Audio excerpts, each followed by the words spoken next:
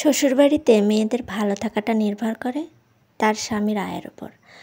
আপনার স্বামী যদি ভালো আয় করে তাহলে সবাই আপনাকে ভালোবাসবে, সবাই আপনাকে গ্রাহ্য করবে, যত্ন করবে, আপনার প্রতিটি কথার মূল্য দেবে। আর আপনার স্বামী যদি কম আয় করে বা সংসারে তার অবদান খুব কম থাকে, তাহলে আপনি সারা দিন গাধার মতো খেটেও শ্বশুরবাড়ির সামান্যটুকু সম্মান পাবেন না। দিন শেষে আপনাকে ওই একটা কথাই শুনতে হবে, এই সংসারে তোমার কী কাজ, তুমি কি করো? তোমার স্বামী তো ভালো আয় করে না। তোমার স্বামী যেহেতু আয় করে না, সে তো তোমাকে সবার কথা শুনেই কাজ করতে হবে। তাই আমার মনে হয় শ্বশুরবাড়িতে যদি ভালো থাকতে চান, সবার চোখের মণি হতে চান, তাহলে অবশ্যই একটা আয়কারী ছেলে দেখে বিয়ে করবেন, যে ভালো মতো বেতন পায়। তা না হলে আপনার দুঃখের শেষ থাকবে না। কেউ আপনাকে 4 আনা পয়সার মূল্য দেবে না।